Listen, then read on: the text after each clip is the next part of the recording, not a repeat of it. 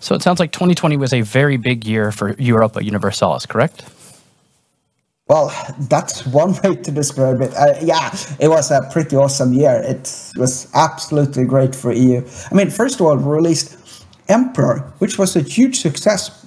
Arguably, or no, not arguably, it's definitely our most successful expansion we've made for the franchise.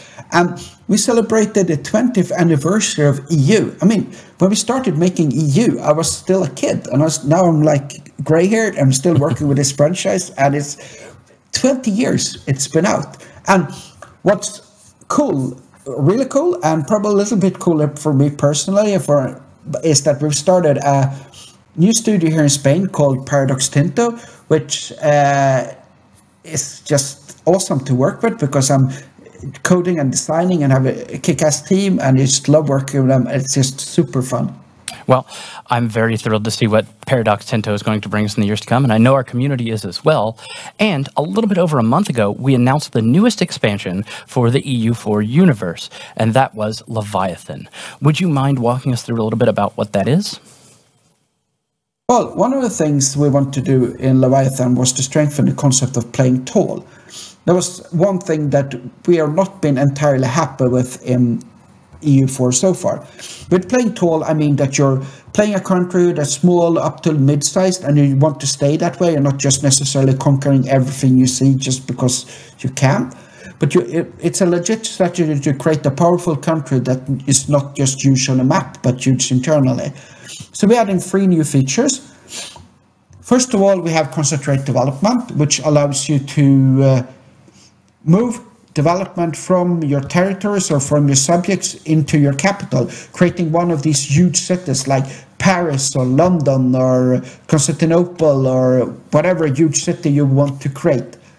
And we're all synergizing nicely with that one is the second feature, which is Centralized State, which will decrease the governing cost of that state, because governing cost is connected with the development of a state. Mm-hmm. And the governing cost will be reduced, and this by spending government reform progress. God, we have much of similar names in this game. And finally, we have the expand infrastructure, which allows you to stack manufacturers in a single province, multiple manufacturers, almost as many as you want if you keep expanding infrastructure.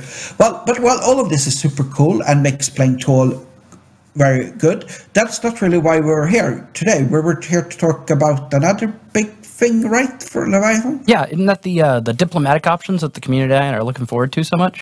Yes. One thing we wanted to do with the diplomatic system was to make it more fleshed out, and with that one we looked at the feature we added in a previous expansion called favors.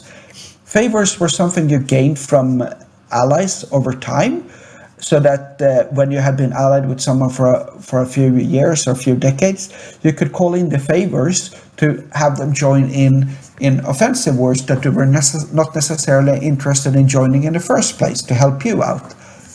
So we thought, how can we expand this? First of all, we added a new diplomatic action called Curry Favors, where you use a diplomat to gain favors over time with that nation.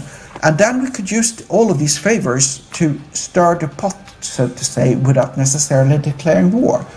So you'll use these favors to have them abandoning their allies, or have them return a core province to you, maybe a province they had gained from you earlier. And you could also have them damage relations with the third party, effectively destroying blocks that were forming against you. Oh, yeah, I could see how that would be a real game changer, especially in multiplayer, instantly sabotaging an AI to turn against one of your human opponents. Ugh. Yeah, I mean, this is definitely going to transform the diplomatic side. I mean, it will be a slightly less purely war and military at times, and it will give an advantage to nations with lots of diplomats or other diplomatic types of ideas. Oh, yeah, I'm really excited to see it, honestly. It sounds really interesting and really complex, and thank you so much for sharing all of those Leviathan updates. But we also have something else to discuss today, the EU4 subscription plan. Yeah, I mean, during the last 8 years, we released quite a lot of expansions, content packs, music packs, and we're perfectly aware that not always everyone is able to buy them up front even if they want to play them. So in 2020, we started with early test of a subscription model. And now we're happy to announce that for $4.99 a month, you will be able to access all current and future content as long as you have an active subscription. And it will go live on Steam on March 18th this year. March 18th sounds like a big day. Yes, March 18th is the first big date for EU this year. Well, thank you again, Johan, so much for chatting with us about everything. I know we're very excited for Leviathan and for all the changes to come to EU4 this year.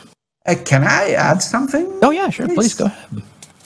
I mean, first of all, I want to thank you to all the guys in the studio for doing this work in these hard COVID times. And I also want to thank every single team at Paradox because of all the awesome work you're doing. I want to make a special shout out to the Tinto team here in Spain because I love you guys and you're doing a great job. And finally, I just want to say a huge thank you to the community because you're awesome and I just love making games for you. I mean, I will never stop making games because it's so fun to make games for you guys. That's right. And thank you again, community. Without your passion, we would not be where we are today with EU4. We hope that this year to come will be exciting for you, and we hope Leviathan helps you to enjoy EU4 for years to come.